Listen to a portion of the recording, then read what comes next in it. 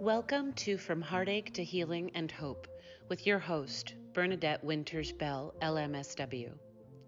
This podcast explores the many layers of life through the lens of loss and grief, often with special guests who share their perspectives on this universal yet unique process. These explorations can offer you, the listener, avenues to encourage you to have these conversations with yourself, your family, your community, your world.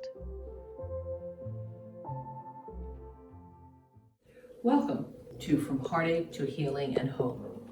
In this series, Same Storm, Different Boats, I'm so pleased that I can offer you what an interesting podcast and interview with my guest, Peter Gerstenzang. Peter is a New York man.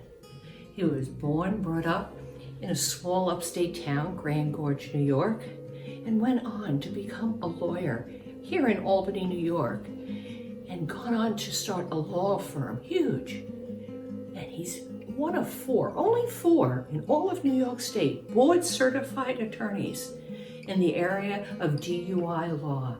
He's written the book that is the reference book used by attorneys and all others in need of information in this particular field. He continues to grow and learn and teach and share, suffer like we all do, the difficulties of not being able to be social, whether it's professional or personally, or see your grandchildren. Here is a man who has been able to tell us all how his experience been. I can't wait for you to see this podcast. Thank you.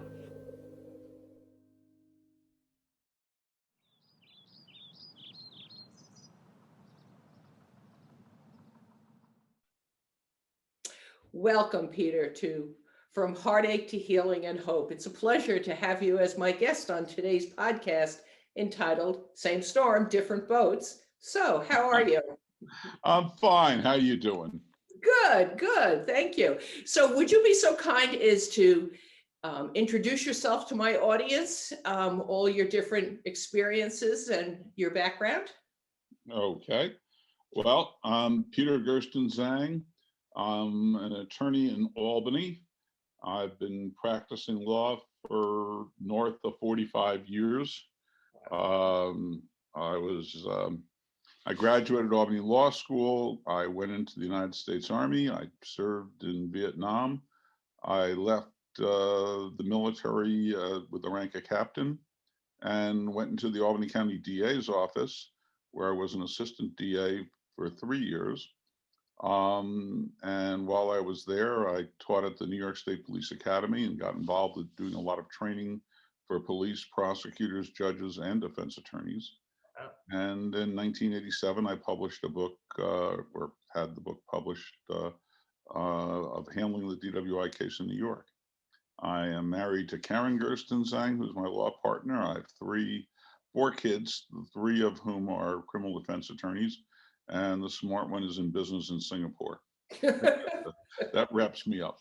Well, so it wasn't obligatory that they had to go into the family business then. Well, we were quite surprised. We never thought any of them were going to do that, but you never know what's going to happen. Well, isn't that the truth? For sure. So when the pandemic hit in the beginning of 2020, how did that initially affect your business?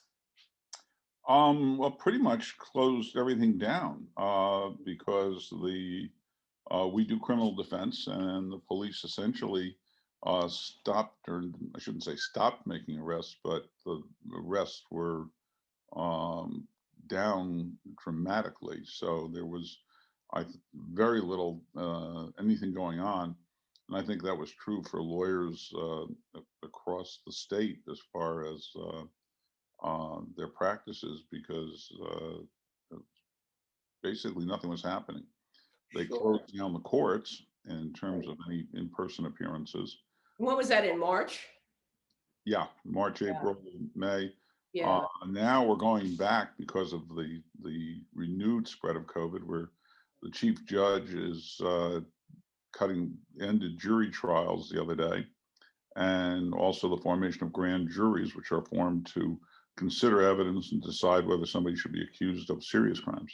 Right. Yeah, I heard that any trial ongoing can continue, just nothing new can be started. Exactly. Right. Exactly. Wow. So initially, everything was shut down. Your law practice, as others and many other businesses. Um, and were you working at home from then? What did that time look like for you? Well, pretty much. I think what happened to all of us, and it's one of the few good things that's come out of this, is we started using technology that's been out there, but that was underutilized and that we, never needed to learn it. Like you and I are having this conversation on Zoom. Right. That was unheard of in the past, but now you could just as well be a town or village judge, and we could have a third person, a defendant, and we could easily conduct an arraignment. The defendant could be advised of all their rights, and so much stuff can be done now remotely. And I think that we hopefully, when this ends with the vaccines and like that we come away with the idea of using the technology to avoid in-person appearances, aside from disease spread, simply economy of saving money and time by using this technology. Yes, imagine that someone needed to go to court and only could say, I can Zoom during my lunch hour or my afternoon break, not take a whole day off from work, say, for instance, and then drive somewhere and may not even have the money for transportation or other such items. Sure, you could see where it would be a real help in situations like that. But also for the attorneys, you don't necessarily have to be going to court, although it's good to see people. What do you think you'd lose by doing more of those, say, via Zoom? Well, you just put your finger on part of the joy of at least for lawyers of practicing law and courtroom lawyers, is going to court and talking with and seeing other lawyers and just conversing with people in general. Trial lawyers tend to be a sociable sort, and so that would be a very big drawback. But in terms of getting things done, the efficiency, it's incredible what you can get done where you do it, by remotely by using this technology. Absolutely. I think that piece that you just said is a piece many people are struggling with, which is how to hold both the efficiency and ease of Zoom with losing this sociability and connecting with people, which is so important also. Yeah, that is very, very tough. And I think that's creating all kinds of problems in terms of emotional problems, all kinds of issues, because people, humans are social animals, Yes. and they're being, denied contact with each other. Obviously, the bands have directing that have not been too successful because it's crazy that the United States of America, one of the most advanced nations on the planet, has the most COVID cases. So that's a real statement about our population and about its willingness to follow any kind of regimen. And it's so difficult when control is taken out of people's hands, the different ways that they respond.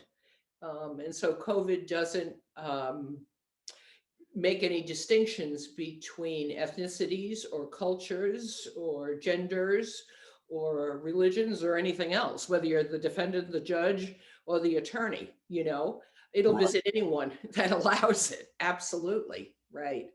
And that Yeah. makes that difficult there for sure. Yeah. It's staggering, and I don't think any of us really get it in terms of what has happened to us. You're talking, what, 240,000, I think, at this point. I think that's about the number. Yeah. We were all blown away by the 50,000 people we lost in Vietnam. Right. This, I think, is basically societally, we haven't really, we hear the numbers on television, they're not sinking in. I suspect, though, as time goes on, this is going to really hit the national psyche as to what a horrible disaster this was. I and think how it's, little we did about it. it's interesting that sometimes we need that time to go to have retrospective look on things like that, on the deaths, because when you say the number 50,000 died in Vietnam, which many of us watched on our television screens or heard about it later and watched on the computer, that number now seems small Right. compared to what we're looking at now. And when you hear the number is bigger than maybe World War II or World War One, that just that thought is mind blowing, to consider that. Absolutely. You know. So, how long were you shut down in the business until you could reopen again? Well, we were never shut down in terms of the office was shut down, Okay. but don't forget law is an abstraction.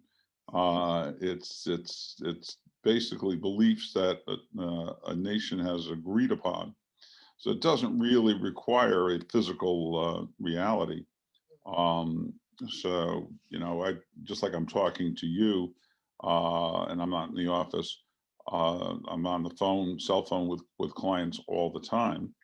The court appearances were either being waived or we were doing them via, Zoom, Mhm. and so that really wasn't the problem. The issue was simply that the police had taken a step back naturally, particularly at that point, because we knew much less than we know now. Right. And it was, you got to be crazy to risk your life, to pull somebody over for speeding, Right. unless they represent a clear or eminent, danger to people. Right. Plus, there's probably were less people out on the road, less Oh people yeah, driving. They weren't going to work. Um, Maybe only going to the grocery store once every 2 weeks. There was just a lot less of many different activities. Absolutely. Um, Through your work, did you learn of, as time went on, more DUIs happening because of people reacting, say, to the pandemic? a more occurring because as a reaction to the pandemic. Or just during this time period? I didn't notice, but that doesn't mean they weren't, because we're talking the way we become aware is the people who get arrested. Right. Okay. And contrary to popular belief, that's a thin blue line out there. And so consequently, you could have people driving habitually for DWI and never getting stopped. Um, so it's really has to do with the activity of law enforcement, um, going out, stopping cars, et cetera, as far as that goes. So with the law enforcement stepping back, there could have been an awful lot of people out there. I mean, I guess I'd have to look to see what's the uptake in accidents and serious physical injury and stuff, whether there was or was not during that period. Right. So I know that the numbers show that there has been an increase in alcoholism and drug use and Oh, domestic violence. And so I was bringing that forward, thinking, that could also mean DUIs and DWIs could have increased, well, the key is where the bars they could go to open, were people receptive to seeing them under COVID. In other words, they may have just been stuck drinking at home or using drugs at home. Right. But I agree with you. I mean, this has created all kinds of depression. First of all, the lack of human contact. Secondly, all these people who were just, lost their jobs, lost their income, uh, you know, uh, their savings, everything that they've worked hard for. It's completely demoralizing. So I think we have a large part of our population that are depressed, demoralized, and worried about whether they can feed their family. Absolutely. And again, back to the lack of control. If you can't see an end to something, like for instance, if we were to say or to hear, uh, COVID will have a vaccine and be distributed to everyone by February 15th, 2021, just as an example, then people are like, okay, how long is that away? I could do it till then. then they could begin to make plans. But when things are unknown, like how long do I have to go on with this? And can I stay in my house, in my apartment? Can I feed my children? And there's the other group, well, there's many groups, but one group is where people still have jobs, but everybody's working from home. So I know of a family where the daughter goes to school, they set up a desk area in her room, the son is in the basement, the mother is in the sunroom, her office, and I think the father's in the garage. And so this is the way they have to operate, two of them to go to work and two of them to go to school.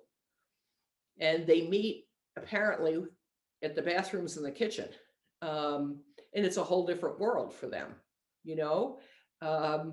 and they don't see their classmates or their workmates or all sorts of other people they used to see. Yeah, yeah. I think that creates all kinds of issues. Also, just the fact of families having to spend a lot more time together than they did in the past. That's the good news, bad news. Right? That's the good news and the bad news. Well, I think it's a lot of adjusting of people, trying to basically be with their kids and entertain their kids in ways that they did not do before. So, Sure. I So think now, the grandparents has been a busy time.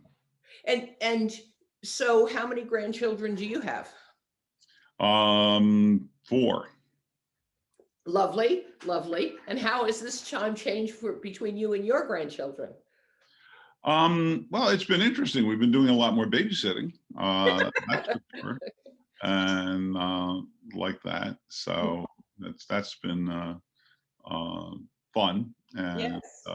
interesting. That's the great Achilles heel for my generation of people who are grandparents, because you can be careful in everything. You can, obviously we don't go any place without masks. We're not going into stores, for any length of time, and only when we have to, and just typically avoiding contact because it is so dangerous. Right. But to forfeit spending time with your grandchildren is very, very difficult. So I think that's the great vulnerability for seniors, are grandchildren. Especially if the proximity, if they're not close to one another geographically. And so visiting them down south or in California is, not doable at this time, not safe. Right. Yeah. Yeah, absolutely. What would you say personally or professionally has been the hardest part of all of this for you? Professionally, but actually, I mean, the only thing which was minor was learning to use Zoom. I do a lot of lecturing, so Right. I'm used to the interaction with the audience. So Yes. all my lectures are interactive. People are encouraged to ask questions. I ask questions of the audience. It's a very interactive kind of thing. And all of a sudden, I'm sitting here like I am talking to you, looking at a laptop, Right. and not having the feedback I'm getting from you or being able to see you, but talking for 75 minutes. Occasionally we'll get some questions, but you can't see your audience. You have no interaction. So that was an adjustment. Doing that didn't take long. After the first couple, you kind of get used to it. You imagine the audience, and you just proceed. But it takes a lot of the joy out of it. There's no question, because you just don't have that human interaction. Absolutely. And your teachings, what do your audience normally comprise of? What kind of people? Mostly, well, it's the gamut of the criminal justice system. The last 2 lectures, one was for the New York State Bar Association. The other, and these are just like last week, the New York State Association of Criminal Defense Lawyers. But typically I do lectures for the New York State Magistrates Association, the town and village judges, for police and prosecutors. In the past, I did the training for the New York City Police Department and the New York City Criminal Court, and the DAs of the 5 boroughs. So so teaching's always been kind of a passion for me, and I'm loyal to the system. I want to see good prosecution, good law enforcement, good defense, and that's what makes the system really work. Absolutely. Yeah. And teaching, I so understand that, because to share the joy and the passion and the knowledge is like almost everything. Have you seen any changes in what people are asking you to speak about or lecture about?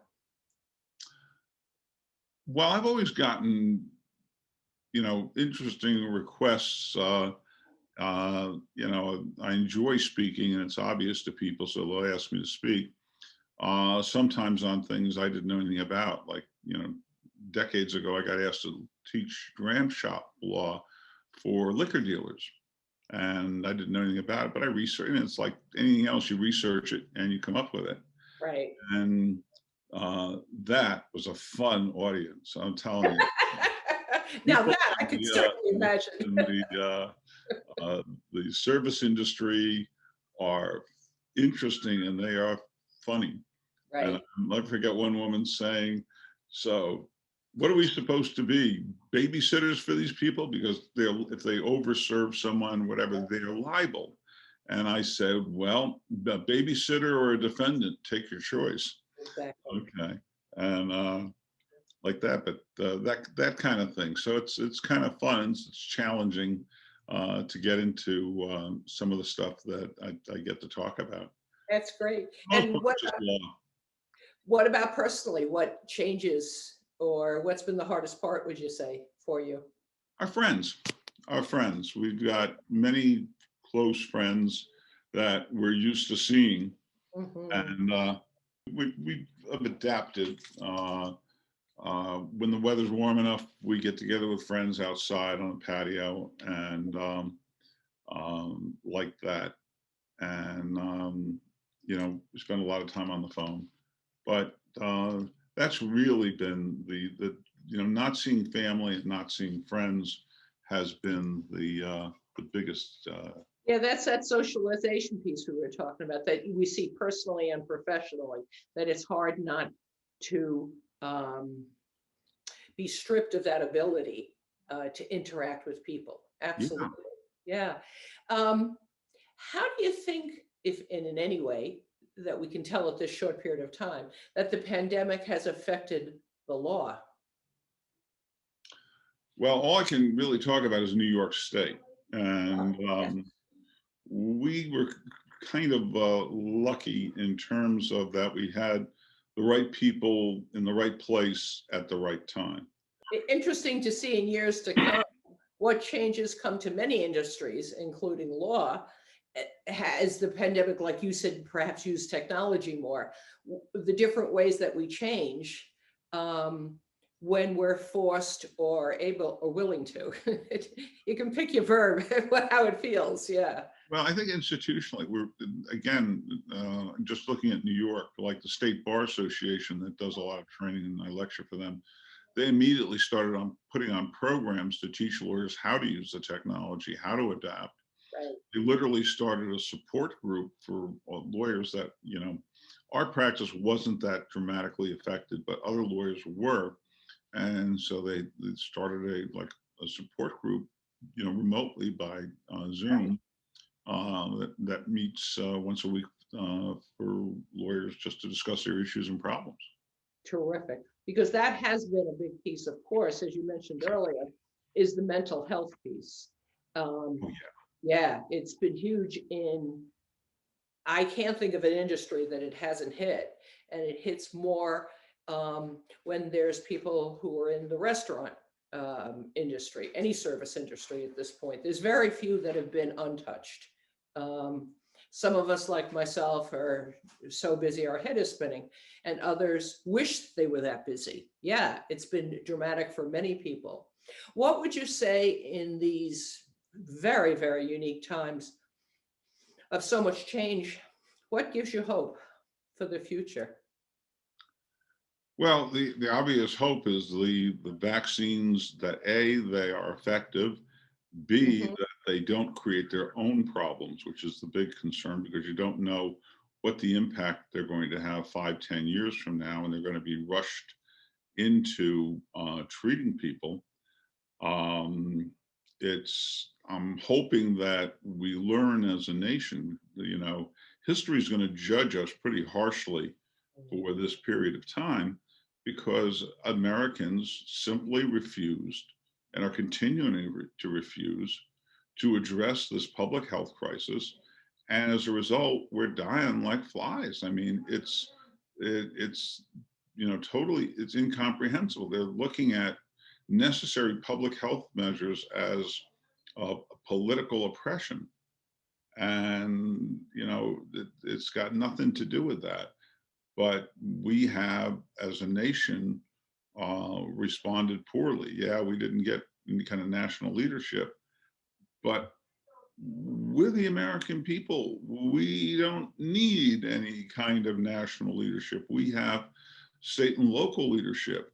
And in the past, when Americans recognized the necessity of something, they rallied and did it. I grew up in small town America, Grand Gorge, New York, population, 500. There was no police department. What there was the American Legion and the fire department, who were essentially the same people.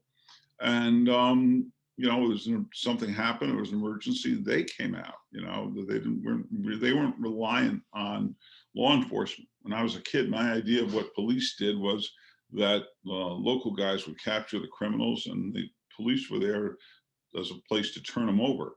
Right. But it didn't occur to me that the cops actually did anything other than that.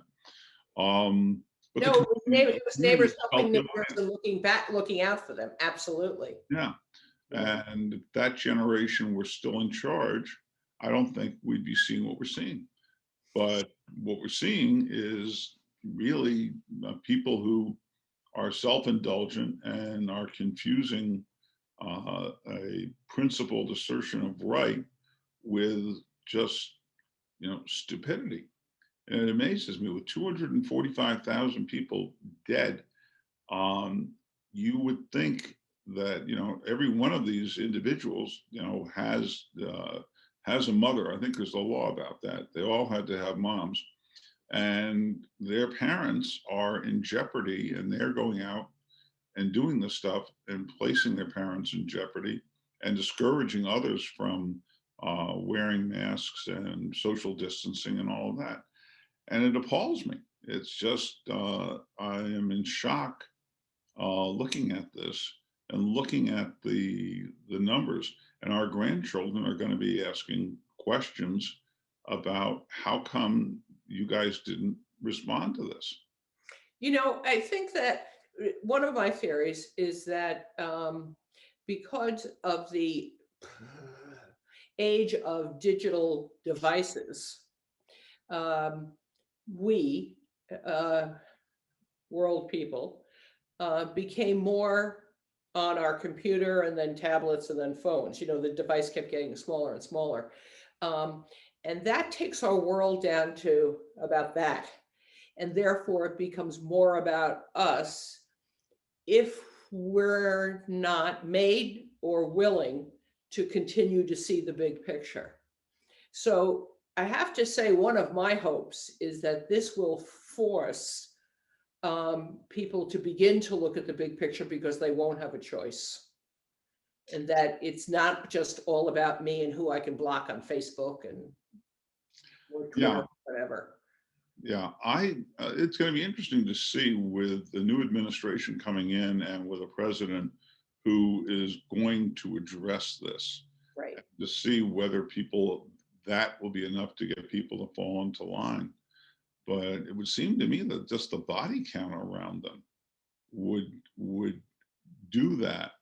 But I think it's a real deterioration of the American community, and of this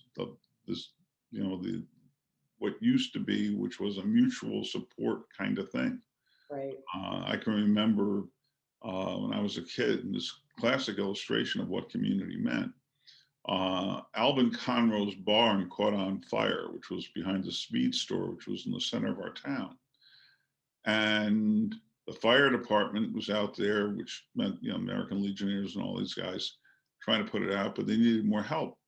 So they had all of us, the older kids, get out there, and there were 4 or 5 of us manning those hoses, and women were bringing sandwiches out to the scene of the fire. It was a whole community turned out to fight that fire. And, you know, that's my kind of image of what America is supposed to be, of a community and people, you know, coming together to fight a common threat. And that's what we're not seeing here. Well, I think you're not seeing it everywhere, but consider New York City and what happened when, because of all the airports there, the pandemic became ground zero. And look how many people came out every night to clap for the people or give them masks or water, the frontline workers. So I think it still continues to happen. Yeah, good point. That's that is encouraging. And, you know, one of my earlier podcasts was with Emily Phillips, who made ear savers, pieces of crochet with buttons on them that you put around the back of your head so that the loops of the mask go on the buttons, not on your ears. And with many people around the country, over 5,000 were made for this area and beyond. And all of it was free except for shipping. People donated buttons and yarn and sewed and crocheted or delivered. There was something everybody could do or went to mail them. And so I think we're still seeing those things. Maybe that's not what's on the evening news, but I still think that it's there. I think we just maybe have to look a little bit harder. Yeah, I think that's a very good point. Those things are encouraging. Right. You see people doing that. Terrific. Well, then I'll encourage you to watch the other of my podcasts, so you might find some more hope, because that's what this is all about. Well, Peter, thank you. I really, really appreciate you being my guest today. Oh, and my it's pleasure. been a pleasure to have you as a guest. When we're talking about same storm, different boats, everyone has a story and a different perspective on this. So thank you for sharing both personally and professionally how this has been for you. I really appreciate it. Thank you. Thank you very much. You're welcome. Take care now. Take care. Bye-bye. Bye-bye.